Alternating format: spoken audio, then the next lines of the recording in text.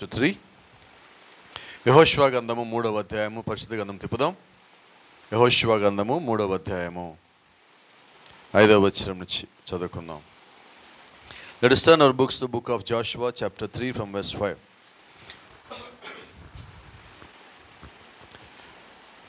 ఐదవ వచనం.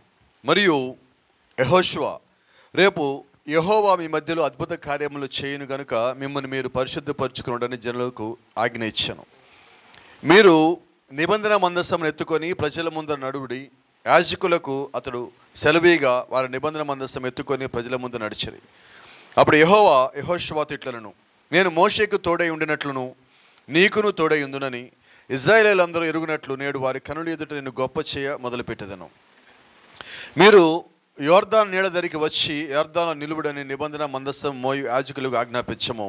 కాబట్టి యెహోషువ, మీరు ఇక్కడికి వచ్చి మీ దేవుడైన యెహోవా మాటలు వినుడని ఇశ్రాయేలీయులకు ఆజ్ఞాపించి వారితో ఇట్లనెను, సర్వలోకనాథుని నిబంధన మందసం మీకు ముందుగా యోర్దానును దాటబోచున్నది గనుక జీవము గల దేవుడు మీ మధ్య ఉన్నాడనియు ఆయన నిశ్చయముగా మీ ఎదుట నుండి కనానీయులను, హిత్తీలను, హెవీలను, పెరిజీలను, గెర్షీలను, అమోరీయులను, ఎబూసీలను వెళ్ళగొట్టుననియు దీనివలన మీరు తెలుసుకొందరు. కాబట్టి ప్రతి గోత్రమునకు ఒక్కొక్క మనుషుని ఇశ్రాయేలీయుల గోత్రముల నుండి 12 మనుషులను ఏర్పరచుకొనుడి. సర్వలోకనాథుడగు యెహోవా నిబంధన మందసమును మోయు యాజకుల అరకాళ్ళు యోర్దాను నీళ్లను ముట్టగానే యోర్దాను నీళ్లు అనగా ఎగువ నుండి పారు నీళ్లు ఆపబడి ఏకరాశిగా నిలుచును. కోతకాలమంతయు యోర్దాను దాని గట్లన్నిటి మీద పొర్లి పారును. నిబంధన మందసమును మోయు యాజకులు జనులకును ముందుగా వెళ్ళగా యోర్దానును దాటుటకే జనులు తమ గుడారంలో నుండి బయలుదేరిరి. అప్పుడు ఆ మందస్సమును మోయువారు యోర్దానులో దిగిన తరువాత మందస్సమును మోయు యాజకుల కాళ్ళు నీటి అంచున మునగగానే, ప్రైజ్ ది లార్డ్, పైనుండి పారు నీళ్లు బహుదూరమున సారెతాను నొద్దనున్న ఆదామను పురమునకు దగ్గర ఏకరాశిగా నిలిచెను. లవణ సముద్రమును ఆరాబా సముద్రం వరకును పారునని బొత్తుగా ఆపబడెను. జనులు ఎరుకు ఎదుటను దాటగా యెహోవా నిబంధన మందసమును మోయు యాజకులు యోర్దాను మధ్య ఆరిన నేలను స్థిరముగా నిలిచిరి.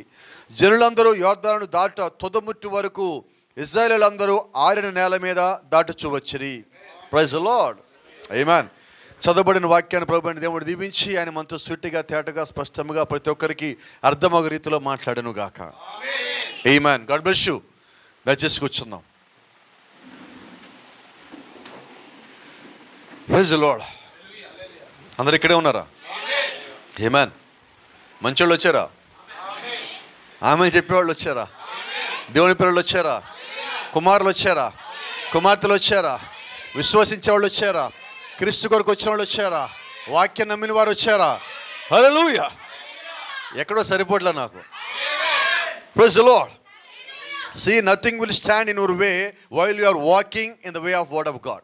Praise the Lord. మీరు దేవుని యొక్క వాక్యం అనే మార్గంలో నడుస్తూ ఉండగా మీ ఎదుట ఏది నిలబడలేదు. Praise the lord. నిజమైన ఈ మాట. ఆమేన్. అయితే ఇక్కడ ఒకసారి మొట్టమొదటి లేఖనం దగ్గరికి వెళ్దాం. 3:5 దాంట్లో చివరి భాగం, మిమ్మును మీరు పరిశుద్ధ పరుచుకోండి అని జనులకు ఆజ్ఞించను. దేవుడు ఎప్పుడు కార్యం చేస్తానంటున్నాడు? ఇప్పుడు ఇకే చెప్తాడు. ఎవరు పరిశుద్ధపరచుకోవాలి? అది ఇప్పుడు వాక్యం ఎవరికి ఇది? ఎవరు రెడీగా ఉండాలి? మనము కాదండి, మనము కాదు. దేవుడు కార్యం ఎక్కడ చేయాలి? ఎవరి విషయంలో చేయాలి? ఆమేన్. ఇప్పుడు దేవుడు నీ విషయంలో కార్యం చేయాలంటే దేవుడు ఏం ఆశిస్తున్నాడు? ఎక్కడ? ఎలా? ఎలాగా? ఇప్పుడు నన్ను నేను ఎలా పరిశుద్ధపరచుకోవాలండి? హల్లెలూయా. ఆమేన్. కొంచెం ముందుకు వెళ్ళిపోదాం. అలాగా 16వ వచనానికి వద్దాం. సారెతాను నొద్దనున్న ఆదాము పురమునకు దగ్గరగా ఏకరాశిగా నిలిచెను. ఇప్పుడు దేవుడు రేపు కార్యం చేస్తాడని ఈరోజు యెహోషువ చెప్తున్నాడు. యెహోషువ ఎలా చెప్పాడంటే, యెహోషువకి దేవుడు చెప్పాడు. రేపు దేవుడు చేస్తాడా లేదా యెహోషువకు తెలియదు. యెహోషువ చేసిందల్లా ఒకటే, నేనును నా ఇంటి వారును దేవుడైన యెహోవాను సేవిస్తాం. ఇక్కడ యెహోషువ ఒక ఉద్దేశం ఏంటంటే, యెహోషువ ఎలాంటి వాడంటే, ఏదైనా జరగని, నా ఇంట్లో మేలు జరగని కీడు జరగని, బాధ రాని శోధన రాని ఆనందం రాని ఘనమైన కార్యం జరగని, నేనును నా ఇంటి వారును యెహోవాను సేవిస్తాము. మీరేమైనా చేయండి, నేను మాత్రం ఆయన సేవిస్తా. ఇక్కడ యెహోషువ మనస్సు ఎలాగున్నదంటే, దేవుడిని వెంబడించే మనస్సు కలిగి ఉన్నాడు. ఆమేన్. ఇప్పుడు దేవుడిని వెంబడించే మనస్సు నీవు కలిగి ఉండగా, నీ కుటుంబంలో, నీ జీవితంలో, నీ వెళ్ళే మార్గంలో నీకొచ్చే ప్రతి ఆటంకాన్ని దాటించే బాధ్యత దేవుడిది. ఆమేన్. సో ఇప్పుడు నువ్వు దేవుడి మార్గంలో వెళ్తున్నావు. ఇలా మాట్లాడుకుందాం, దేవుడు మనల్ని పరలోకం రమ్మన్నాడు, మనం ఆ మార్గంలో రెడీ అవుతున్నాం. ఆ పరలోకం వెళ్ళేదాకా నీ బాధ్యత ఎవరిది? దేవుడి నీ విషయంలో బాధ్యత ఎప్పుడు తీస్తున్నాడో తెలుసా? నీ తల్లి గర్భంలోకి నువ్వు వచ్చే దినము కన్నా ముందు నుంచి, ఎప్పటి వరకు నువ్వు పరలోక రాజ్యాలు అడుగు పెట్టేంత వరకు. కాబట్టి నువ్వు నిజంగా దేవుని యొక్క వాక్యాన్ని నమ్మి వెంబడిస్తూ ఉన్నావంటే దాని యొక్క అర్థం ఏంటంటే, నువ్వు దేవుడి వైపు నడుస్తూ ఉన్నావని. ఆమేన్. మన నడక ఎటువైపు? ఇప్పుడు నువ్వు దేవుడి వైపు నడుస్తున్నావు. ఇక్కడ యెహోషువ ఏం చేశాడంటే, దేవుడు ఆయన ఏం చెప్పాడో ఆ మార్గంలో ఆయన వెళ్తూ ఉండగా, ఆ మార్గంలో వచ్చే ప్రతి ఆటంకమును యెహోషువ తీయడు. చెప్పగలరా? నిజమేనా? రైట్. ఇప్పుడు నేను కూడా నిజంగా దేవుడు చెప్పినట్టే వెళ్తానా? ఇప్పుడు నా జీవితంలో ఆటంకాలు వస్తాయా? 100% వస్తాయి. ఇంకా మాట్లాడితే 200% వస్తాయి. అవునా? ఎందుకని? నువ్వు వెళ్ళే మార్గము నీ మార్గం కాదు, దేవుడి మార్గం. దేవుడి మార్గంలో వెళ్ళేవాడిని ఆపటానికి అపవాది వచ్చాడు. వాడి పని వాడు సక్రమంగానే చేస్తాడు. ఈరోజు మన పని మనం సక్రమంగా చేయటల్లా, మనం ప్రార్థన సరిగ్గా చేయటల్లా, విశ్వాసంగా మనం ఉండటల్లా, మనం ఇచ్చిన మాట కట్టుబడి ఉండటల్లా, వాక్యానుసారంగా మనం జీవించటల్లా. అందుకనే అపవాది మన ఆటంకాల్లో పెద్ద పెడుతున్నాడు. అయితే గమనించండి, వాడు ఎంత పెద్ద పెట్టినా నువ్వు దేవుడి మార్గంలో ఉన్న వ్యక్తివి, నువ్వు దేవుడి మార్గంలో పిలువబడిన వ్యక్తివి. కాబట్టి నువ్వు ఎప్పుడైతే దేవుడు యొక్క ఎన్నికలో ఉన్నావో, ఆయన యొక్క చిత్తంలో ఉన్నావో, ఆయన యొక్క ఆలోచనలో ఉన్నావో, నీ ముందు వచ్చిన ఎంత పెద్ద ఆటంకమునైనా ఆయన పక్కకి జరపగలడు, ఆయన తీసేయగలడు, ఆయన వాటి పక్క ఇసిరేయగలడు. హల్లెలూయా. కాబట్టి నేనేమంటానంటే, నువ్వు వెళ్ళే మార్గంలో నీకు వచ్చే ఆటంకమును చూడొద్దు, నీకు వచ్చే అడ్డుబండను చూడొద్దు, నీకు వచ్చే అవరోధము చూడొద్దు. వాటి వెనకాల నీ కొరకు నిలబడి ఉన్నా నువ్వు దేవుడిని చూస్తూ ఉండు, ఆయన యొక్క శక్తిని చూస్తూ ఉండు, ఆయన యొక్క మహిమను చూస్తూ ఉండు, ఆయన యొక్క వాక్యం చూస్తూ ఉండు, ఆయన యొక్క రుజువులు చూస్తూ ఉండు, ఆయన యొక్క కృపను చూస్తూ ఉండు. నువ్వు దేవుని యొక్క వాక్యాన్ని చూస్తూ ఉన్నప్పుడు నీ ముందు అపవాది యొక్క శక్తి, ఆడు యొక్క శక్తి చిన్నదైపోతుంది. అవునా? రైట్. ఇలా మాట్లాడుకుందాం. అక్కడ మొత్తం ఇజ్రాయెల్ దేశ ప్రజలు మొత్తం ఉన్నారు. వాళ్ళందరిలోకి అత్యంత ఎత్తున్న వ్యక్తి ఎవరు ఇజ్రాయెల్లో? గట్టిగా చెప్పండి. 7 అడుగులు సౌలు హైట్. గొల్యాత్ ఎత్తు ఎంత? 9.5. ఈయన హైట్ ఎంత? అందరూ 5, 7, 6 అడుగుల లోపు ఉంటే ఒక్క సౌలు భుజాల దాకా ఇజ్రాయెల్ మొత్తం ఉంటారు. ఇప్పుడు అందరిలోకి హైట్ ఎవరు? ఇప్పుడు యుద్ధానికి ఎవరిని పిలుస్తున్నాడు? గొలియాత్. కానీ మీరు గమనించారు లేదా? ముందు సైన్యం ఉన్నది, ఈ వెనకాల చివరి సౌలు ఉన్నాడు. ఇక్కడ ముందు గొలియాత్ ఉన్నాడు, వెనకాల మొత్తం ఫిలిష్తీయులు ఉన్నాడు. అందరికన్నా ముందుండి గొలియాత్ కేకలు పెడతా ఉంటే ఈ కేకలు వినబట్టమే కాదు, సౌలు గొలియాత్ కనబడుతున్నాడు కూడా. నిజమేనా? ఇప్పుడు యుద్ధానికి ఎవరు వెళ్ళాలి? నిజమేనా? వెళ్ళాడా? ఎందుకని? అందరికన్నా హైట్ ఉన్నాడు కదా. కానీ ఆ రోజు ఎవరు యుద్ధం చెయ్యాల? దావీదు కాదు, ఆ దినము యెహోవా నిర్ణయించిన దినము. దేవుడు ఎవరు నిర్ణయించాడో వాడు అక్కడికి రావాలా, యుద్ధం వాళ్ళే చేయాలా. ఆమేన్. ఇప్పుడు ఆటంకము తొలగించబడాలా. ఆ గొల్యాతుని తీసేయటానికి, లేదంటే ఇశ్రాయేలు మధ్యలో దేవుడు విజయం ఇవ్వటానికి దేవుడే దిగి రావాలా. నిజమేనా? ఇప్పుడు ఆ రోజు యుద్ధం జరిగించాలని అనుకున్నది ఎవరు? గొల్యాతా? కాదండి. సౌలా? కాదండి. నిర్ణయం ఎవరిది? ఇంట్లోంచి బయలుదేరి ఆ సైన్యం లోపలికి వచ్చి తన అన్నలను కలిసి తన ఇంట్లో నుంచి తయారు చేసి పెట్టిన జున్ను వాళ్ళకి ఇచ్చేంత వరకు కూడా దావీదుకి ఆ రోజు యుద్ధం చేస్తారని తెలియదు. Praise the Lord. ఈరోజు మనం ఎలాగున్నామంటే ఇప్పుడు భూమి మీద దావీదులాగా ఉన్నాం. ఎందుకని? యుద్ధం ఎప్పుడు చేయాలో తెలియదు. కానీ రహస్యమైన సంగతి ఏంటంటే దావీదు ఆల్రెడీ ట్రైనింగ్ తీసుకుని యుద్ధానికి వచ్చాడు. ఎక్కడ? అడవిలో. ట్రైనింగ్ అంతా అయిపోయినది. మరి నేను ఒక మాట చెప్పొచ్చా నీకు? నీవు కూడా ట్రైనింగ్ తీసుకుని వచ్చావు ఇక్కడికి. ఎక్కడ? జగత్తు పునాది కన్నా ముందుగా నమ్ముట నీ వలన అయితే. Praise the Lord. అంటే ఇప్పుడు నువ్వు ఎలాగున్నావంటే యుద్ధం చేసే స్థితిలో ఉన్నావు. అయినప్పటికీ మనం ఎలా ఉన్నామో తెలుసా? బయటికి పాలు తాగే పిల్లల్లాగా కనిపిస్తున్నాం. ఇదేంటిది? యుద్ధం చేసేవాడు ఎలాగుంటాడు? రెడీ అయి ఉండాలా. కానీ ఈరోజు మనం ఎలాగున్నామంటే పరిపూర్ణంగా రెడీ అయి ఉండటల్లా. నువ్వు పరిపూర్ణంగా సిద్ధపాటు కలిగి ఉండాల్సిందే. దేవుని నామానికి మహిమ. ఇక్కడికి ఒక చిన్న మాట చెప్తా. గొల్యాత్ హైట్ ఎంత? 9.5 అడుగులు. నిజమేనా? సౌలు హైట్ ఎంత? 7 అడుగులు. దావీదు హైట్ ఎంత? ప్రవచన చెప్పినట్టయితే 5 అడుగులు 7 అంగుళాలు అన్నాడు. మరి ఇప్పుడు వాస్తవంగా యుద్ధం ఎవరు చేయాలా? అవును. అసలు సౌలు ఎన్నుకున్న దేనికి? అందరికన్నా హైట్, అందరికన్నా భుజాలు ఎక్కువ, అందరికన్నా హైట్లో ఉన్నాడని చెప్పి ఎన్నుకున్నాడు. అంతేనా? అయితే దేవుడు ఎవరిని ఎన్నుకుంటున్నాడు? ఇది మన జ్ఞాపకం పెట్టుకోవాలా. దేవుడు నీ హైట్ని పెట్టి నేను ఎన్నుకోవటల్లా, నీలో దేవుడు పెట్టిన శక్తిని బట్టి దేవుడిని ఎన్నుకుంటున్నాడు.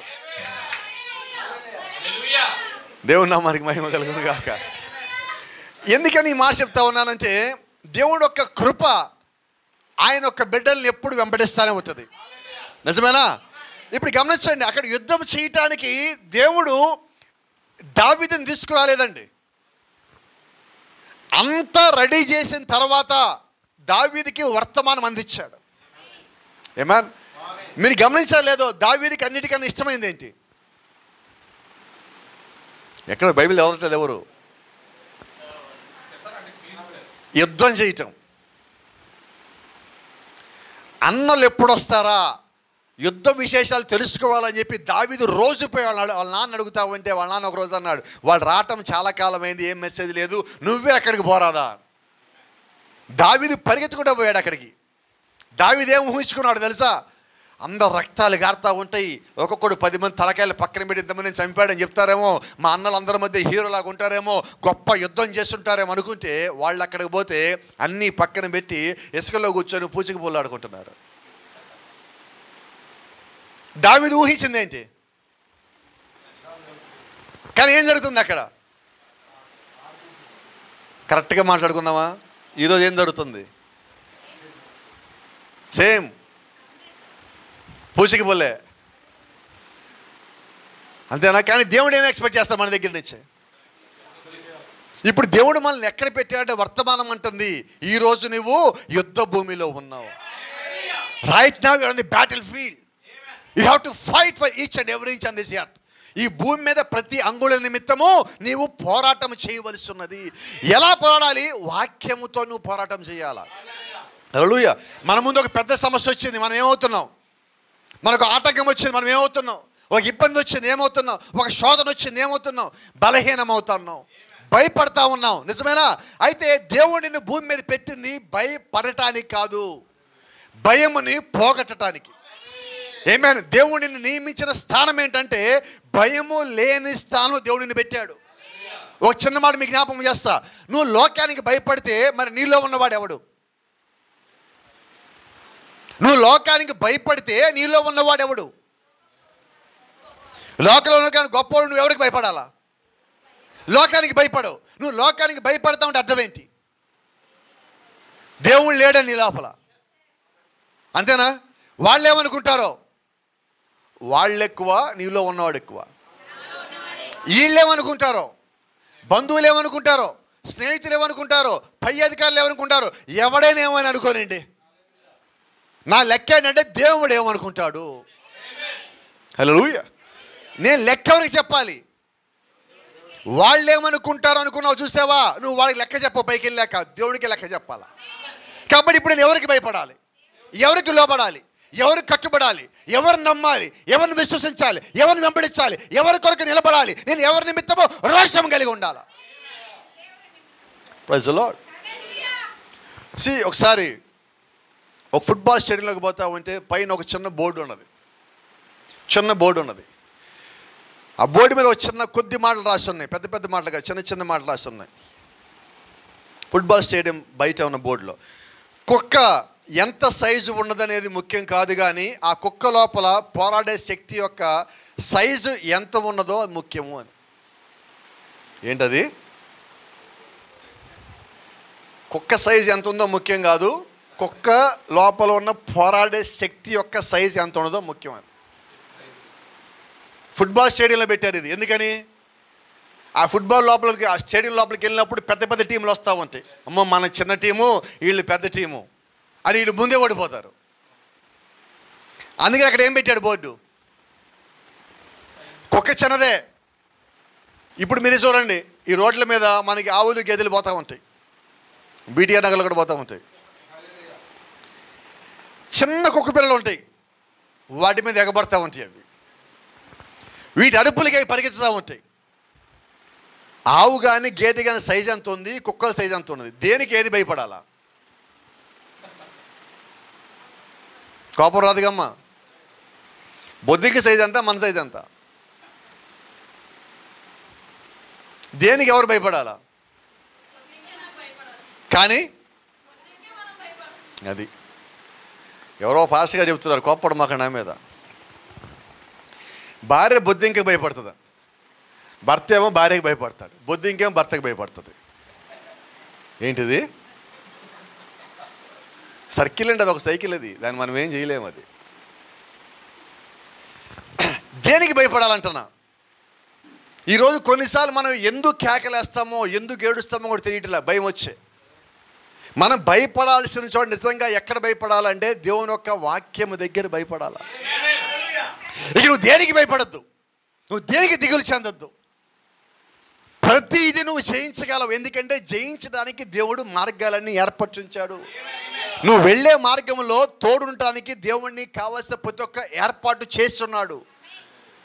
నువ్వు ప్రతి చోట విజయం సాధించడానికి దేవుడు అన్ని రకాల ఏర్పాట్లు నీ కొరకు చేసి పెట్టే ఉన్నాడు కదా. ఆ పెట్టిన ఏర్పాటును గుర్తించడానికి నువ్వు ప్రార్థించాలా. అవునా? ఈరోజు కొద్దిమందికి ఒక అలవాటు చేసుకున్నారు, మరి దీన్ని మంచిదనాలో ఏమనాలో ఏమనటానికి వీల్లేని పరిస్థితి. పాస్టర్ గారు మేము ప్రతిరోజు ప్రార్థిస్తామండి, చాలా సంతోషం. దేనికోసం ప్రార్థించాం? కాదు పాస్టర్ గారు, మీరే రోజు ప్రార్థన చేయమన్నారు. దేనికోసం చేసే ప్రార్థన తెలియదు, ప్రార్థించమన్నారు. బైబిల్ చదవమన్నారు పాస్టర్ గారు ప్రతిరోజు. నేను చదివా బైబిల్, ఈరోజు 2 అధ్యాయాలు చదివా. ఎందుకు చదివావు? మీరేగా చదవమన్నారు.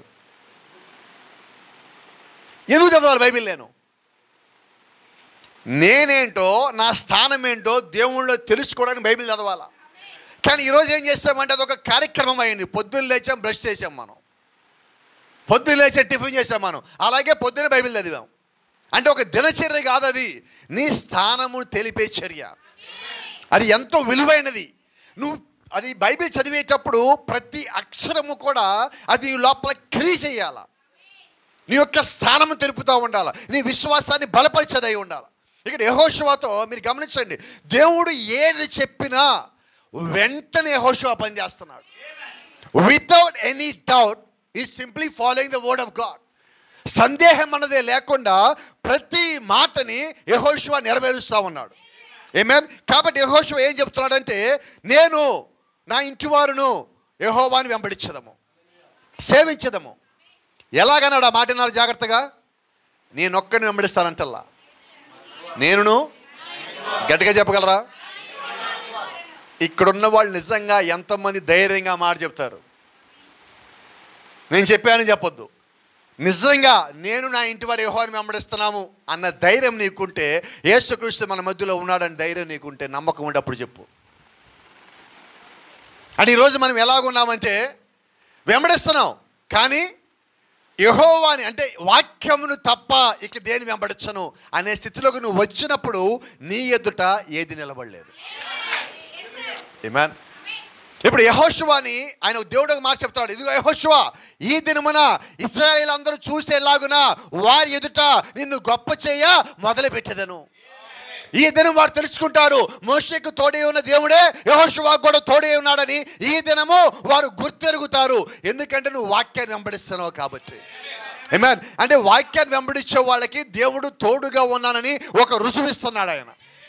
ఆయన వాక్యం చెప్పడమే కాదు, దాని పక్షం నిలబడే దేవుడు కూడా అయి ఉన్నాడు. ఆమేన్. యెహోషువకి చెప్పాడు, ఇదిగో యెహోషువ, ఈ పని చేస్తానని. రేపొద్దున్న ఈ కార్యం నేను చేస్తా, నేను ప్రజల మొత్తాన్ని తీసుకురా. వచ్చే ముందు యాజకులు రావాలి, వాళ్ళు మందసం మోయాలి, వాళ్ళ అరికాళ్ళు ఆ యోర్దాను నీటిని తాకగానే అది మొత్తం ఆరిపోయి కిందకి పారే నీళ్లు మొత్తం పైకి లేక నిలబడతాయి అని వారు చూస్తారు.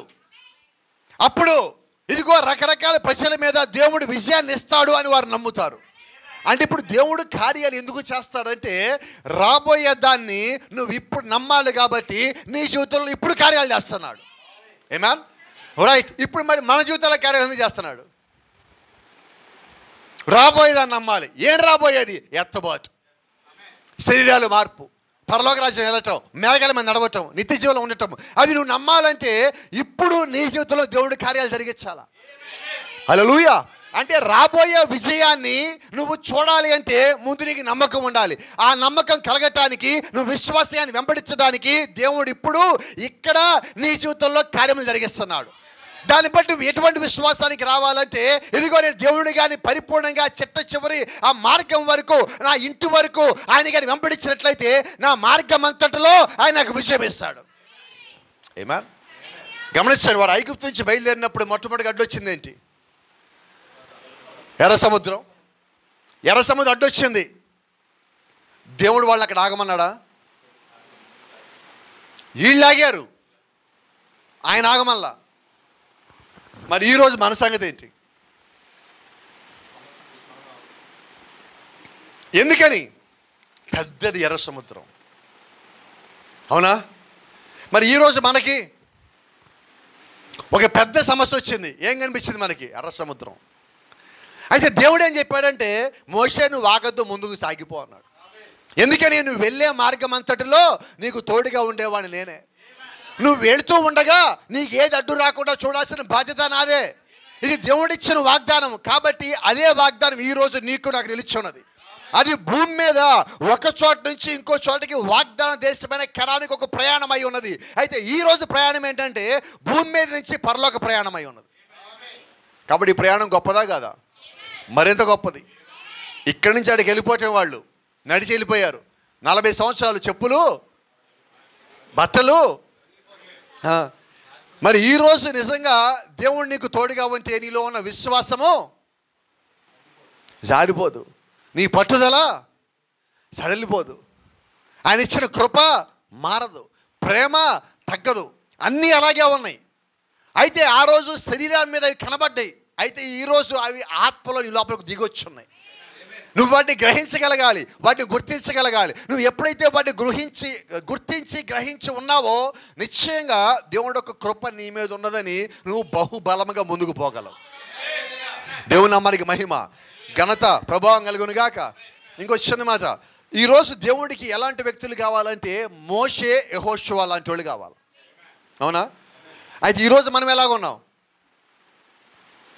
ఫస్ట్ నా పనులన్నీ, లాస్ట్లో దేవుడు. చెప్పండి, ఎస్తానోనా? ఎస్తానోనా? మన బైబిల్ ఎప్పుడు చదువుతాం ఇంట్లో? ఎసా? ఎప్పుడు? అన్నీ అయిపోయాక. అంటే దేవుడు ఎప్పుడు? సమస్య వస్తే అన్ని పనుల తర్వాత, ముందు. నిజమా కాదా? ఏమైనా పొరపాటు చెప్తే చొక్కా పట్టుకుని అడగండి నన్ను. నిజం చెప్తే మాత్రం ఆమెను చెప్పండి. అదే నిజమైతే మనం ప్రార్థన ఎప్పుడు చేయాలి? బాగున్నప్పుడు, బాగోలేనప్పుడు నువ్వు ఒకేలాగా ప్రార్థన చేయి. ఎందుకంటే దేవుడికి నీ అవసరం తెలుసు. దేవుడి దగ్గరికి ఎప్పుడు రావాలి దేవుడికి తెలుసు. నీకు దేవుడు ముందుగా విశ్వాసం పెట్టున్నాడు. ఆ విశ్వాసాన్ని బట్టి దేవుడి జీవితంలో ఖచ్చితంగా కార్యము చేస్తాడు. ఆమేన్. No matter what happens, if he promise you then he will fulfil it. ఒకవేళ దేవుడికి కానీ వాగ్దానం చేస్తే ఏమి జరిగినప్పటికీ ఆయన తన యొక్క వాగ్దానాన్ని నెరవేర్చే దేవుడై ఉన్నాడు. Praise the lord.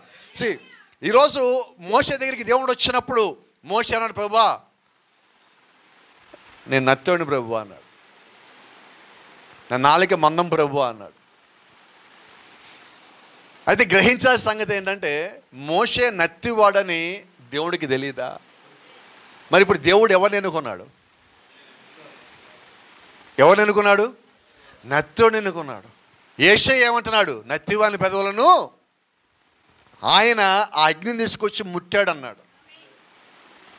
Praise the Lord. మీకు రాసి చెప్తాం, మన చర్చిలో కూడా చెప్పాం, మరి ఎన్నారో తెలియదు నాకు, ఆయన కూడా చెప్తాను మళ్ళా. నాకు 8 సంవత్సరాల వయసు వచ్చేంత వరకు మాటలు రాలేదు, అన్నీ సైకిలే చేసింది. 8వ సంవత్సరంలో వచ్చినాయి నాకు మాటలు. నాకు అర్థమైన సంగతి ఏంటంటే ఛానల్ నాకు తెలియదు మాటలు ఎందుకు వచ్చినాయో, ఎందుకు రాలేదు తెలియదు, ఎందుకు వచ్చాయో తెలియదు. కానీ ఎప్పుడైతే దేవుడిని నమ్మానో ఆ తర్వాత నాకు అర్థమైంది మాటలు ఎందుకు వచ్చినాయో. ఆయన ఒక వాక్యం ప్రకటించాలంటే ఆయనకు ఒకటి కావాలి. అయితే ఒకడు ఎలాంటి వాడై ఉండాలంటే ఒక సాక్ష్యం ఉన్నోడు కావాలి దేవుడికి. ఆమేన్. ఇప్పుడు దేవుడు సాక్ష్యం లేకుండా ఇక్కడికి వచ్చి నేనేం చెప్పాలా? వర్తమానం చెప్పినట్టుగా వర్తమానం నీ జీవితంలోంచి రావాలన్నాడు. నా జీవితంలో సాక్ష్యం ఉంటే వర్తమానం అదే బయటకు వస్తుంది. లేనప్పుడు ఎక్కడి నుంచి రావాలి? ఎత్తుక్కోవాల్సి వస్తుంది. ఇప్పుడు ఎత్తగా చెప్పలేదు, ఎందుకంటే ఆయన ముందే పెట్టున్నాడు. ఆమేన్. 8 ఏళ్ళు నన్ను స్కూల్లో లేటుగా జాయిన్ చేసి 8వ సంవత్సరంలో జాయిన్ చేశారు స్కూల్లో. ఏం చేయాలి ఇప్పుడు? పరిగెత్తాలా వద్దా? పరిగెత్తాల్సిందే. Praise the lord. దేవుడు 30 ఏళ్ళకి పిలిచాడు వర్తమానంలోకి. ఏం చేయాలి ఇప్పుడు? పరిగెత్తాలి వద్దా? నేను పరిగెత్తుతున్నా, కానీ 6 నాతో పడరా అట్లా. ఇప్పుడు చెప్పరు ఎవరు? ఆమెను చెప్పరు ఎవరు? నిజమేనండి, నిజమా కాదా? ఎక్కడి నుంచి ఎక్కడ పరిగెత్తుతున్నాం? ఇక్కడికి ఇటు పరిగెత్తి అటు పరిగెత్తి ఇటు పరిగెత్తి ఆంధ్ర మొత్తం పరిగెత్తుతున్నాం. ఈరోజు ఎవరో లోను ఇస్తా అని చెప్పి ఒక అమ్మాయి ఫోన్ చేసింది. కారు ఎప్పుడు కొన్నారన్నది. 2022 ఆగస్టులో కొన్నామని చెప్పా. ఎంత తిరిగారు అంది. ఒక 70,000 తిరుగుంటామన్నా. పర్సనల్గానే వాడతారా కారు, ఇంక దేనికైనా వాడతారా అంటుంది. పర్సనల్గానే వాడా నేను, నిజమేనా కాదా? కానీ వాళ్ళు ఏమనుకుంటున్నారు? నా తర్వాత ఇంకొక ఆయన కారు కొన్నాడు, 15,000 కూడా కాలేదంటే. ఇంకా అర్థమవుతుందా? పరిగెత్తామా లేదా? మరి 6లోవా? అందరూ ఎందుకు పాస్టర్ గారు మీరు పరిగెత్తున్నారు, మీరు పరిగెత్తండి, ఎవరో ఒకళ్ళు ఉండాలి కదా ఇక్కడ, అంతేనా? ఎట్లయినా వైజాగ్ అంటే కొంచెం తెలివైన వాళ్ళు అండి, నిజమేనా కాదా? ఇప్పుడు వీళ్ళు ఇంకా తెలివైన వాళ్ళు, మేము వైజాగ్ కాదని బయట నుంచి వచ్చామంటారు. ఇక్కడ ఉన్నాకే నీళ్లు పడ్డాయి. సార్ సంగతి ఏం చెప్తానంటే దేవుడు పని చేయమంటే మోషే కూడా వంకలు చెప్పాడు. ఈ find excuses to avoid the work of God. దేవుడు ఒక పని తెప్పించుకోవడానికి సాకులు చెప్పాడు. అయితే దేవుడు ఒకరిని ఎంచుకున్నాక, విక్కి వింటున్నావా? ఒకరిని ఎంచుకున్న తర్వాత ఎన్ని సాకులు చెప్పినా దేవుడు వినడం. ఎసానోనా? ఇది దేవుడు ఒక ఎన్నిక, ఇది దేవుడు ఒక ఎంపిక. నేను ఎక్కడికి పారిపోలేను ఎక్కడికి. నేనేం చేయాలంటే 2 పనులు చేయాలా. ఒకటి, ఆయన చెప్పగానే రావాలా, లేదా ఆయన బలవంతంగా తెచ్చి పని చేయిస్తాడు. అది సంగతి. ఏం చేద్దాం? నేను ఎందుకని అందరికీ ఈ మాట చెప్తానంటే ఆయన చెప్పగానే రాలా, బలవంతంగా వచ్చా, ఏమాత్రం ఇష్టం లేకుండా వచ్చా. కానీ ఏం చేయాల్సి వచ్చింది ఈరోజు? ఇక్కడికి వచ్చాక తప్పదని తెలిసాక ఏం చేయాలా? వినబడలేదండి? చేయాల్సిందే కదా. కొంతమందికి పెళ్ళి అంటే ఇష్టమే ఉండదు, కానీ పెళ్ళి అవుతుంది. కానీ తర్వాత ఏం చేయాలా? ఇక అయ్యింది, ఇక తప్పదు, అంతేనే కదా. అబ్రాహం బ్రదర్ ఏమనుకోమాకండి, ఈరోజు పాపం వాళ్ళు మ్యారేజ్ డే ఈరోజు. Praise the Lord. అయితే అందరి జీవితం అలా ఉండదులేండి. దేవుడి పరిచర్య గురించి అపోస్తలుడైన పౌలు అంటున్నాడు, నాకు ఈ పరిచర్య ఇష్టమే లేదు, గృహ నిర్వాహకత్వము నాకు ఎంత మాత్రం ఇష్టం లేదు, అయినను దేవుడి బట్టి నేను చేయాల్సి వచ్చింది. అవునా? అంటే ఈరోజు ఏంటంటే దేవుడి పరిచర్య అందరూ ఇష్టపడి చేయటం లేదండి. ఇక్కడికి వచ్చిన తర్వాత దేవుణ్ణి రుచి చూసిన తర్వాత నువ్వు చేసే పరిచర్య వేరు. అవునా? కొన్నిసార్లు మనం భోజనం చేస్తుంటాం, మనకి ఇష్టం లేదు, భోజనం ఎలా చేస్తాం? మనకి ఇష్టమైంది అయితే అది తింటూ మధ్యలో పక్కనుండి చెప్తూ, అవునా? మరి వాక్యం నిజంగా మనం బాగా ఇష్టపడి వింటే మనం ఏం చేస్తాం? విని ఇంకొకటి చెప్పాలా. ఈరోజు నీ దగ్గర ఆ పరిచర్య కూడా జరగాల. ఒక మాట, if God put faith in you, ఒకవేళ దేవుడి లోపల విశ్వాసం పెడితే అప్పుడు నువ్వు దేవుడి విషయంలో పరిగెత్తుతావు. ఒకవేళ దేవుడి లోపల పోరాడే శక్తిని కానీ పెడితే అప్పుడు దేవుడి విషయంలో పరిగెత్తేవాడిగా ఉంటావు.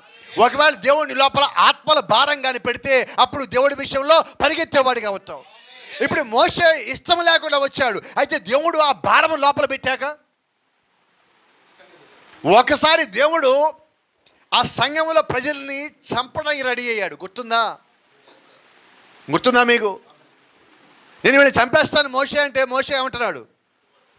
ప్రభువా, నువ్వు వాళ్ళేమి చేయొద్దు, వాళ్ళ బదులు నన్ను చంపేరాదా, వాళ్ళ బదులు నా పేరు తుడిపేయరాదా, ఆ గోత్రం నువ్వు తొడపొద్దు, ఆ 2 గోత్రం అలాగే ఉంచు, నన్ను తుడిపేయరాదా అంటే ఎలాగైపోయాడంటే దేవుని యొక్క మనసు మోషే లోపలికి వచ్చేసింది. హల్లెలూయా. మనం వాక్యం చదువుతూ ఉంటే, వాక్యం వింటూ ఉంటే, వాక్యాన్ని వెంబడిస్తూ ఉంటే, వాక్యాన్ని బోధిస్తూ ఉంటే మనలో కూడా దేవుడు మనసు రావాల్సి ఉన్నది. నిజమేనా? Praise the lord. ఫిలిప్పీయులకు రాసిన పత్రికలో అపోస్తలుడు పౌలు అంటాడు, క్రీస్తు యేసు కలిగిన మనసు మీరును కలిగి ఉండండి. హల్లెలూయా. ఆయన ఏమి కలిగి ఉన్నాడో నువ్వు అది కలిగి ఉన్నప్పుడు నీ ముందుకు వచ్చిన ప్రజలు నువ్వు ఎలా చూస్తావంటే క్రీస్తు వలె చూస్తావు. క్రీస్తు మనసుతో నువ్వు చూస్తావు. ఆ భారం లోపల కలిగి ఉంటుంది. ఇప్పుడు యెహోషువ ఏం కలిగి ఉన్నాడంటే దేవుడు ఏం చెప్పాడో ఆయన అది చేస్తాడు. కాబట్టి ఇప్పుడు ఏం చేయాలంటే దేవుడు చెప్పిన చేయాలి. దేవుడు ఏం చెప్పాడు? అసాధ్యం అని చెప్తున్నాడు. పైనుంచి నీళ్ళు కిందకి పోస్తామంటే ఈ నీళ్ళు పైన ఆగుతాయా? కానీ దేవుడు ఏం చెప్పాడు? దేవుడు ఏం చెప్పాడు చెప్పరా? దేవుడు ఏదైనా పని చెప్పేటప్పుడు చూడండి, ప్రాఫిట్ అంటాడు, when God explains anything he gives details. ఆయన ఏదైనా చెప్పినప్పుడు ప్రతిదానికి చిన్న డీటెయిల్ కూడా ఇస్తాడు. యెహోషువ నువ్వు అందరం తీసుకొని పో, ఆ నీళ్ళు ఎక్కడ ఆపుతానల్లా. ఆయన ఏమంటున్నాడు? సారెతాను దగ్గర, ఆదాముపురం దగ్గర ఎప్పుడు ఈ యాజకులు మొత్తం అరికాళ్ళు నీళ్ళలోకి తాకగానే ఈ నీళ్ళన్నీ పైకి వెళ్ళి అక్కడ ఆగుతాయి. ఆ పాయింట్ కూడా చెప్తా ఉన్నాడు దేవుడు. అంటే దేవుడికి ఎంత డీటెయిలింగ్ ఉందో చూడండి ప్రతి పనిలో. అవునా? ఇప్పుడు మనం జ్ఞాపకం చేసుకుందాం, మన జీవితంలో ఏదైనా సమస్య వస్తే ఈ సమస్య ఎప్పుడు తీరుతుంది? ఆ సమస్య తీరటానికి దేవుడు ఏదో ఒక సమయాన్ని ముందుగా నిర్ణయించాడు. అప్పటిదాకా తీరదు, కానీ ఆ సమయం వచ్చాక అది తీరపు ఉంటుంది అన్న సమస్య లేదు, అది ఖచ్చితంగా తీరవలసి ఉన్నది. ఈరోజు నీ యొక్క విశ్వాసము చూడాల్సింది ఏంటంటే సమస్యను దాటి దేవుడు చూడాలి. Praise the Lord. దేవుని నామానికి మహిమ కలుగును గాక. ఇక్కడ చిన్న మాట చెప్తున్నారు, వర్తమానంలో చిన్న మాట. Anything I hate to see a spineless person call themselves a Christian. నాకు భూమి మీద ఎవడన్నా ఒక మనిషి నచ్చడు అంటే ఒకే ఒక రకమైన మనిషి నచ్చడు. ఎవరు ఆ మనిషి అంటే, నేను భూమి మీద అసహించుకునేది వెన్నెముక లేకుండా జీవిస్తూ మరియు నేను క్రైస్తవుడని చెప్పుకునేవాడు ఎవడైతే ఉన్నాడో వాడిని నేను అసహించుకుంటా. ఏం సార్ అది? ఏ మనిషి? వెన్నెముక లేకపోవడం ఎలా నుంచుంటాడు? వెన్నెముక లేనోడు ఎటు నుంచుంటాడు? అసలు నుంచుంటాడా? నడుస్తాడా? కదులుతాడా? మరి క్రైస్తవుడు అంటే ఇప్పుడు చెప్పండి. క్రైస్తవుడు అంటే కదిలేవాడు, మండేవాడు, నడిచేవాడు, పరిగెత్తేవాడు, 10 మందిని పురుకొలిపేవాడు, ఉద్యమంతో దివారాత్రులు మండుచుండి ఉండేవాడు. నిజమేనా? ఇప్పుడు మనకి వెన్నెముక ఉంటే, ఇప్పుడు నాకు వెన్నెముక లేకపోతే ఎవరు చెప్పాలి? ఇప్పుడు నేను నా మాట ఎవడంటాడు? కానీ మనం ఏమంటామంటే సరిగా జీవించకపోయినప్పటికీ కూడా మనం ఒక ట్యాగ్ పెట్టుకున్నాం. ఏంటి ఆ ట్యాగ్ అంటే, నేను క్రిస్టియన్ని. I'm sorry, you are not a Christian. నన్ను క్షమించు, నువ్వు క్రైస్తవుడు కాదు. నువ్వు ఎప్పుడు క్రైస్తవుడు అంటే నీవు వాక్యము నిమిత్తము రోషం కలిగి జీవిస్తావు ఉన్నప్పుడు. ఆమేన్. నువ్వు దేవుని కొరకు నిలబడే వ్యక్తిగా ఉన్నప్పుడు, నువ్వు మాట మీద నిలబడే వ్యక్తిగా ఉన్నప్పుడు, నువ్వు దేవుని పనిని బలంగా చేసేవాడిగా ఉన్నప్పుడు, నువ్వు ప్రార్థనలో బలంగాను విశ్వాసంగా ఉన్నప్పుడు, నువ్వు ప్రతి దాని నిమిత్తము వాక్యము నిమిత్తము ఒక రోషం కలిగి ఉన్నప్పుడు, ఇవేమీ లేకుండా నేను దేవుడి పని లేకపోతే దేవుడి పక్షాన్ని నిలబడేవాడిని ఎలాగవుతాను? ఇప్పుడు దేవుడు నా పక్షాన్ని ఎలాగ ఉండాలి? ఇప్పుడు దేవుడు నేను ఏమీ చేయకుండా నా మార్గంలో ఉన్న ఎత్తుపల్లను ఎలా సరి చేస్తాడు? నాకున్న ఆటంకాలు ఎలాగ తీసేస్తాడు? కాబట్టి ఈరోజు దేవుడు మనతో మాట్లాడుతున్న మాటలు లేనట్టు ఒకటే, నీవు నిలబడితే నేను నిలబడతాను నీ పక్షము. ఆమేన్.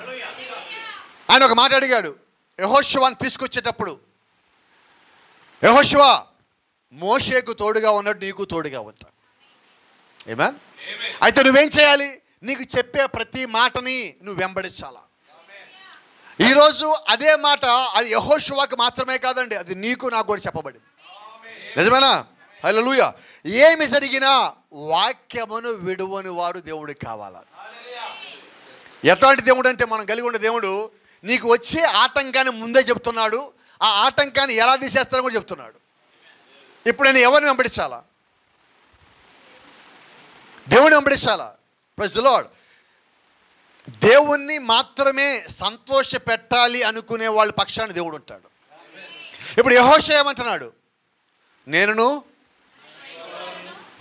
మీరు ఏమైనా చేయండి, అద్దరిన మీ పితరులు ఏం చేశారో ఆ దేవతలు ఆదరిస్తారా, ఆ దేవతలు పూజిస్తారా చేసుకోండి, నేనును నా ఇంటి వాడిని మాత్రం యెహోషువ అంటున్నాడు యెహోవాని వెంబడిస్తాం. అంటే ఏంటి? మిగతా వాళ్ళు సంతోష పెట్టడానికి నాకు మనసు లేదు, నేను ఒక సంతోష పెట్టాలంటే దేవుడిని మాత్రమే. ఆమేన్. ఈరోజు దేవుడు ఎక్కడ ఉన్నాడని నేను నమ్ముతా ఉన్నా, ఖచ్చితంగా దేవుడు ఆ ఇంట్లోనే ఉంటాడు. ఎవరైతే లోకాలు లెక్క చేయక, ఎవరైతే బంధువులు స్నేహితులు లెక్క చేయక, ఎవరైతే డబ్బుని హోదాను లెక్క చేయక దేవుని యొక్క వాక్య పక్షాన రోషంగా నిలబడాలనుకుంటారో దేవుడు వారి పక్షమున ఆల్రెడీ నిలబడి ఉన్నాడు. దేవుని నామానికి మహిమ కలుగును గాక. See, if you stand for God, then nothing can stand before you. నువ్వు దేవుడి యొక్క వాక్య ప్రకారంగా నిలబడి ఉన్నప్పుడు నీకు వ్యతిరేకంగా ఏది నిలబడలేదు. నిజమేనా? ఎర్ర సముద్రం అదురొచ్చింది, ఏం చేసింది? మీకు సంగతి తెలుసా? మోషే నడుస్తూ అడుగులు ముందుకేస్తూ ఉంటే ఎర్ర సముద్రం అడుగులు వెనక్కేస్తూ ఉన్నది. Praise the Lord. ఎందుకని? మోషేకి ఇవ్వబడిన వాగ్దానం ఏంటంటే, మోషేతో దేవుడు చెప్పిన మాట ఆ కొండ మీద, నువ్వు ఐగుప్తు నుంచి వారిని కనాను వరకు నడిపించు. నిజమేనా? రైట్. ఇప్పుడు మోషేని పనికి పిలిచింది ఎవరు? పని అప్పగించింది ఎవరు? ఆ పరిచయం ఎవరిది? ఆ పరిచయం అద్భుతాలు ఎవరు చేయాలా? పిలిచిన వాడు దేవుడైతే పరిచయం చేసేది కూడా దేవుడే. పిలిచిన వాడు దేవుడైతే పరిచయంలో కార్యాలు చేసేది దేవుడే. పిలిచిన వాడు దేవుడైతే నీ మార్గంలో ప్రతి ఒక్క అడ్డంకి తొలగించేవాడు దేవుడే. మోషేని పిలిచిన దేవుడే అయినప్పుడు ఎర్ర సముద్రం సృష్టించింది కూడా దేవుడే. కాబట్టి ఇప్పుడు దేవుడి పనికి దేవుడు సృష్టించింది అడ్డు బండ కాదు. అలాగే ప్రాఫెట్ వచ్చిన మాట చెప్తాడు, ఒక నిజంగా దేవుడు సేవకుగాను ఒక సేవకుడు గారు పిలిస్తే ఆ సేవకుడికి వ్యతిరేకంగా ఇంకొక సేవకుడు పనిచేయడు. ఎందుకని పనిచేయడు? ఇద్దరు చేసే పని ఏ పని? మరి దేవుడు ఎలా ఆటంకపరుస్తాడు? అయితే అంటాడు, పిలుపు లేని సేవకుడు పిలుపు కలిగిన సేవకుడికి అడ్డుబండగా ఉంటాడు అన్నాడు. అవునా? ఇప్పుడు ఎర్ర సముద్రాన్ని ఎవరు పిలిచారు? మోషేని ఎవరు పిలిచారు? ఐగుప్తు నుంచి ప్రజలను ఎవరు పిలిచారు? మరి వాళ్ళ ఎదుట ఎర్ర సముద్రం అడ్డుపడుతుందా? పడదండి. కాబట్టి నువ్వు వెళ్ళే మార్గం అంతటిలో అడ్డు పడాలో లేదో అన్ని దేవుడు యొక్క స్వాధీనంలోనే ఉన్నాయి. Praise the Lord. కొన్ని దేవుడు మహిమ నిమిత్తము, కొన్ని నిన్ను మహిమపరిచే నిమిత్తము, కొన్ని నిన్ను నమ్మే నిమిత్తము, కొన్ని దేవుడు నమ్మే నిమిత్తము దేవుడికి అనేక కార్యాలు నీ జీవితంలో ఆది నుంచి అంతవరకు అన్ని పెట్టున్నాడు. హల్లెలూయా.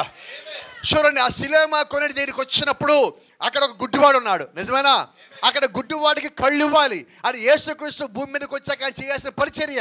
కాబట్టి అక్కడ గుడ్డివాడు ఉండాలి. ఎందుకొరకు? పేతురు అంటున్నాడు, ప్రభువా వీడు దోషం ఉన్నదా, వీడిలో తప్పు ఉన్నదా, వీడి తల్లిదండ్రుల పాపం ఉన్నదా? ఎవరు చేశారు పాపం? ఎవరు చేయలే. మరి గుడ్డివాడికి ఎందుకు పుట్టాడు? దేవుని కుమారుడు మహిమ పరిచయ నిమిత్తము. ఆమేన్. అంటే కొన్నిసార్లు మన జీవితంలో ఉన్న సమస్యలు, శోధనలు, వ్యాధులు, బాధలు దేని కొరకు? దేవుని మహిమ పరిచయ నిమిత్తం. సాక్ష్యాలు ఎందుకు? సాక్ష్యం ఎప్పుడు వస్తుంది? నీ జీవితంలో దేవుడు ఒక కార్యం చేసాక మనం సాక్ష్యం చెప్తాం. ఆ సాక్ష్యం దేవుడితో చెప్పించాలంటే నీకు ఒక సమస్య రావాలి, నీకు ఒక బాధ రావాలి, ఒక వేదన రావాలి, అవన్నీ తీరిపోవాలి, నువ్వు నిలబడాలి, సాక్ష్యం చెప్పాలా, నువ్వు దేవుడిని కనపరచాలా. సో గాడ్ హ్యాస్ ఎ వే. దేవుడికి ఒక మార్గం ఉన్నది. ఆయన ఎలాగ మహింపరుచుకోవాలో దేవుడు ఎరుగున్నాడు. దేవుని నామానికి మహిమ.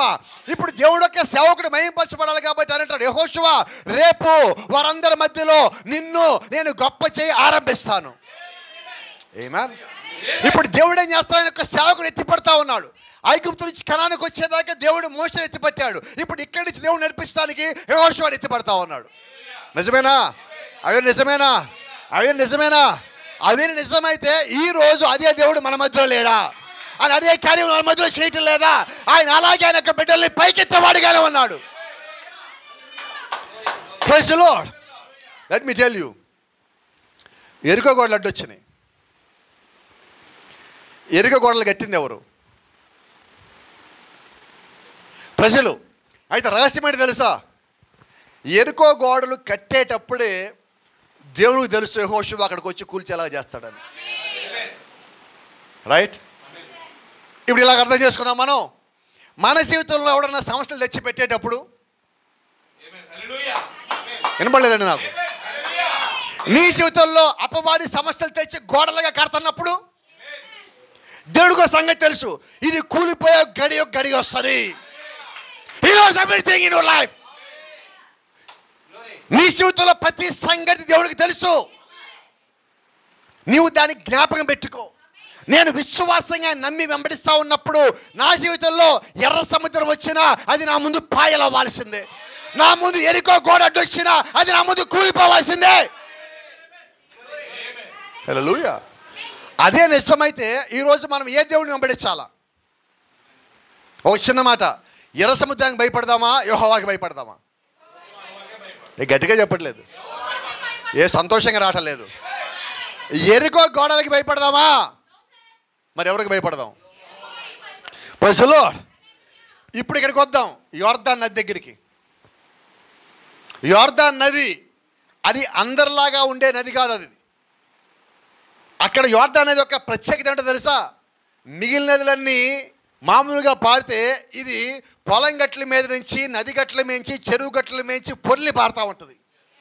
ఇప్పుడు దేవుడు ఎప్పుడు ఈ కార్యం చేస్తాడో తెలుసా? అది ఉధృతంగా పారేటప్పుడు దేవుడు ఆ నీళ్లు మొత్తం పైకి నుంచోబెడతా అంటున్నాడు. నమ్మడానికి సాధ్యమేనా? కానీ యెహోషువ ఏమంటున్నాడు? మీరు నమ్మినా నమ్మకపోయినా నేను నా ఇంటి వారు నమ్ముతాం.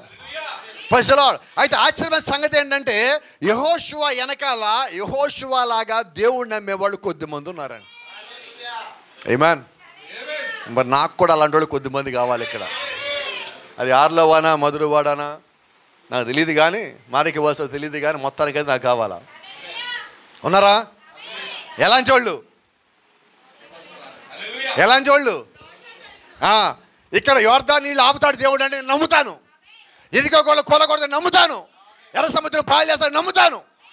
నువ్వు అలాగే ఎప్పుడైతే ఉన్నావో దేవుడు నీకు ఒక మాట చెప్పాడు. నాకు చెప్పిన మాట నీకు కూడా చెప్పాడు, నమ్ముతాను. ఆయన ఒక మాట చెప్పాడు మత్తయి సువార్త 16వ అధ్యాయంలో. ఏ మాట చెప్పాడంటే, పాతాళ లోక ద్వారములు ఎవరెదుట? నీ ఎదుట కాదు, నా ఎదుట. ఎవరెదుట? ఆ నమ్మకం నీకు ఎప్పుడు వచ్చిందంటే ఇవన్నీ నువ్వు చదివినప్పుడు, అవన్నీ విన్నప్పుడు, అవి విశ్వసించినప్పుడు, దేవుడు ఎలాగో తోడుగా ఉన్నా నీకు ఎరిగినప్పుడు, దాన్ని గుర్తించగలిగినప్పుడు, అదే జీవితము నీ జీవితంలో కూడా ఉండదని నువ్వు గ్రహించినప్పుడు నువ్వేమంటావంటే నా జీవితంలో ఏదైనా రాని. ఆమేన్. అక్కడ ఎర్ర సముద్రం దాటేశారు, ఎరికో గోడలు కూల్చేశారు, యోర్దాను నీళ్లు నిలబెట్టేశారు, పాతాళం గేటు. అవన్నీ దేవుడు ఎందుకు చేశాడు? నువ్వు ఇది నమ్మాలని దేవుడు అవన్నీ చేశాడు. నేను చదివి చప్పట్లు కొట్టడం కాదండి. అది ఎందుకు చదివానంటే అది నమ్మటం కోసం. ఎందుకు నమ్మాలి? జరగబోయే దాని దగ్గరికి వచ్చినప్పుడు అవి నా జ్ఞాపకం రావాలి. ఆ దేవుడు నా జ్ఞాపకం రావాలి. ఏ దేవుడు? ఎర్ర సముద్రాన్ని తెరిచిన దేవుడే ఈ రాత్రి ఉన్నాడు. ఎరికో గోడ కూర్చున్న దేవుడే ఈ రాత్రి ఉన్నాడు. ఎందుకంటే నిన్న నేడు నిరంతరము ఏకరీతిగా ఉన్న దేవుడై ఉన్నాడు. Praise the lord. హల్లెలూయా. దేవుని నామానికి మహిమ కలుగును గాక. See, let me tell you a secret tonight. No Goliath in your life can stand before you. You know why? God is in you. ఏ గొల్లియాతు కూడా, నీ జీవితంలో ఉన్న ఏ గొల్లియాతు కూడా నీకు వ్యతిరేకంగా నిలబడలేడు. కారణం ఏంటంటే గొల్లియాతు ఒక పెద్ద కంపెనీకి వెళ్ళాడు. ఏ కంపెనీ అంటే ప్రపంచం మొత్తంలో అత్యంత బాగా యుద్ధ సామగ్రిని తయారు చేసే కంపెనీకి వెళ్ళాడు. పెద్ద కత్తి తెచ్చుకున్నాడు, బాగా పదునైన కత్తి. ఏమా బైబిల్లో ఒక మాట ఉన్నది, నీకు వ్యతిరేకంగా రూపింపబడిన ఆయుధము. ఇప్పుడు ఆయుధం ఎవరి కోసం తెచ్చాడు? వాస్తవంగా ఇజ్రాయెల్లో ఉన్న పెద్దోడిని చంపుదామని తెచ్చాడు. దేవుడు పెద్దోడిని పంపించాలా, పిల్లోడిని పంపించాడు. అయితే వాస్తవంగా దావీదు వెళ్ళేటప్పుడు సౌలు అన్నాడు, నువ్వు ఆ పెద్దోడు తెద్దాం ఏం చేస్తావు కానీ ఇదిగో నా కవచం తీసుకో అన్నాడు. దావీదు ఆ కవచం వేసుకుంటే సౌలు 7 అడుగులు, దావీదు 5.5. ఆ కవచము మోకాలి కిందకు వచ్చింది, అది నడుం దాకా రావాలా, మోకాలి కిందకు వచ్చింది. అయ్యా సౌలా, కవచం బాగుంది కానీ ఇది వేసుకొని పోతే నేను ముందు పడతాను, యుద్ధం నేను చేయలేను, తీసేయి అన్నాడు. సరే ఓ పని చేయి, నా తల మీద ఉన్న స్థిరస్థానం తీసుకొని పెట్టుకొని పో. ఈ కిరీటం తీసి మీద పెట్టాడు, అది ఇక్కడ దాకా వచ్చింది. ఇది ఉంటే ముందుకే పోలేను, తీసేరాదా అన్నాడు. నా కత్తి తీసుకెళ్ళి అన్నాడు. సౌలు 7 అడుగులు, కత్తి 5 అడుగులు, దావీదు 5.5 అడుగులు. ఇక్కడ దాకా ఉంది కత్తి, ఎక్కడ మోసుకెళ్తా, నా వల్ల కాదన్నాడు. మరి ఏం కావాలి నీకు అన్నాడు. ఇవన్నీ మానవ కల్పిత సిద్ధాంతాలు. All these things are man made things, dogmas. I don't want all these things. అయితే నీకేం కావాలి చెప్పు. ఇక్కడ పక్కన ఒక లోయ ఉందా? లోయ ఉంది. ఆ లోయల పేరు ఏలా లోయనా? అవును, ఏలా లోయ. దాంట్లో ఒక 5 రాళ్ళు నాకు ఇప్పిస్తావా? 5 రాళ్ళు. ఏంటి ఆ రాళ్ళు? JESUS, 5 రాళ్ళు చాలు. ఆమేన్. ఆ లోపలికి 5 రాళ్ళు తెచ్చుకున్నాడు, తెచ్చుకొని జేబులో పెట్టుకున్నాడు.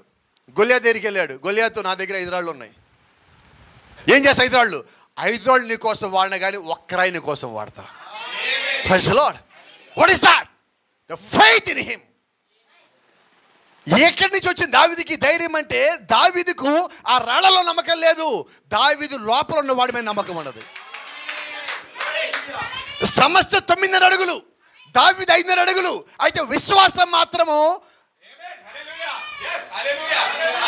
గొల్లియాతు కన్నా పెద్దది ఉన్నది.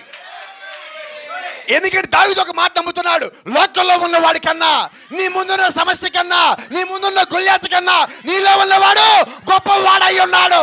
He is most powerful person. Glory. Amen. Hallelujah. ఇప్పుడు దావీదుకి ధైర్యం ఏంటి? ఎంత క్లారిటీ ఉన్నాడంటే దావీదు గొల్లియాతు దగ్గరికి పోయినప్పుడు గొల్లియాతు అన్నాడు, దావీదు నువ్వేంటి ఆయుధాలు తెచ్చుకోవాలా? దావీదు అంటున్నాడు, నువ్వు సరిగ్గా చూడలేదు గొల్లియాతు, నా ఆయుధాలు మోసుకుని రాలని నా పనోడు వచ్చాడు అన్నాడు. తెలుసా మీకు? ఎంతమందికి అర్థమైంది? గొల్లియాతే పనోడు. గొల్లియాతు ఏమన్నా తెలుసు దావీదుని? ఇదిగో నిన్ను ఈరోజు ముక్కలు చేసి ఆ పక్షులకి వేస్తా. దావీదు అంటున్నాడు, నీ చేతిలో కత్తితో నేను చంపుతాను నేను ఈరోజు అన్నాడు. మాటలు విన్నారా మీరు? బైబిల్ చదువున్నారా? ఇప్పుడు దావీదుకి పనోడు ఎవరు? ఆయుధాలు మోస్తే పనోడు ఎవడు? ఈరోజు నీ సంగతి ఏంటి? ఈరోజు నీ సంగతి ఏంటి? ఈరోజు నీ సంగతి ఏంటి? చూడండి, ప్రాఫిట్ అంటున్నాడు, ఈరోజు అపవాది ఎవరంటే వాడు నా బానిస డ్రైవరు అన్నాడు. నా బానిస డ్రైవరు. ఒకవేళ నువ్వు కానీ చనిపోతే, వాక్యానుసారంగా ఉండి చనిపోతే వాడిని ఎక్కడ తీసుకుపోతాడు? పాతాళం తీసుకుపోయాడు అనుకుందాం కాసేపు. తీర్పు దినమున వాడిని ఎక్కడ తీసుకురావాలా? ఏం చేశాడు? కాసేపు అక్కడ కూర్చోబెట్టాడు. నేను తీసుకో దేవుడికి అప్పటి భయ్యా, నా వల్ల కాదు, నువ్వే తీసుకో అంటాడు. ఇప్పుడు గొల్లియాతు ఏం చేశాడో అపవాది అదే చేయాలా? నీకు విశ్వాసం ఉన్నప్పుడు, నువ్వు దేవుడిని నమ్మినప్పుడు, నువ్వు ఇప్పుడు చూడండి, దేవుడు దావీదు రాజును చేయాలా. ఈ రాజును చేసే మార్గంలో దావీదు పోతా ఉన్నప్పుడు దావీదుకు వచ్చి అడ్డులు మొత్తం దేవుడు తీయాలా. నిజమేనా? నువ్వు ఈ భూమి నుంచి పరలోకం పోవాలంటే ఈ మధ్యలో అడ్డొచ్చేవని దేవుడు తీయాలా.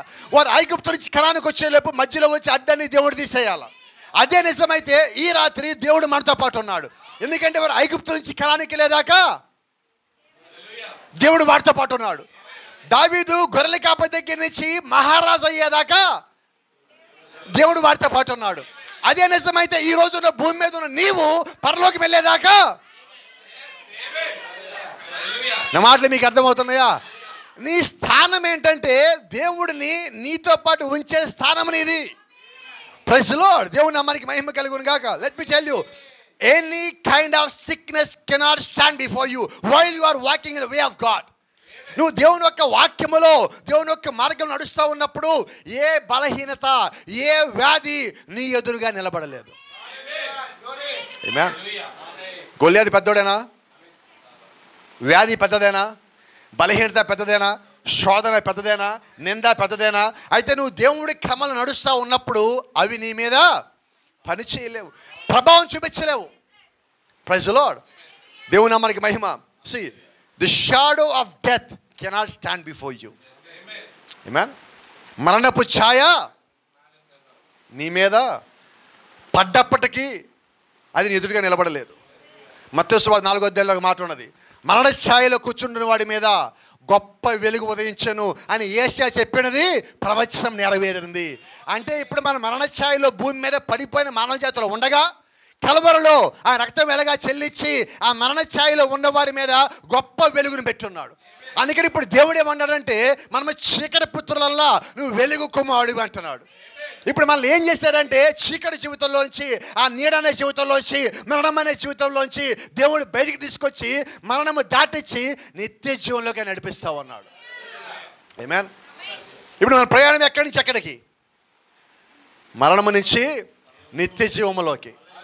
ఆమేన్. అదే నిజమైతే బైబిల్ అంటుంది నువ్వు మరణమును దాటి ఉన్నావు, మరణమును దాటి ఉన్నావు. ఇప్పుడు దాటి ఉన్నావంటే నిత్య జీవం దాకా నడిపించాల్సిన బాధ్యత ఆయనది. మరి ఆ మార్గమంతుడు ఎవరు తోడు ఉండాలా?